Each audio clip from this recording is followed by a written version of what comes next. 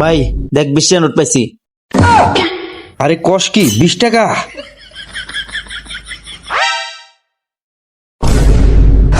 এই দেখ আমিও পেয়েছি 500 টাকা।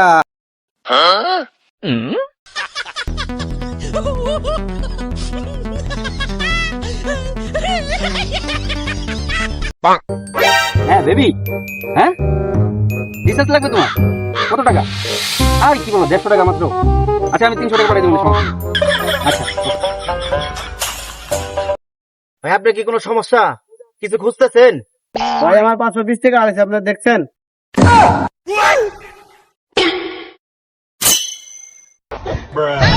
ভাই এলো 20 টাকা, 500 টাকা ওই পাই।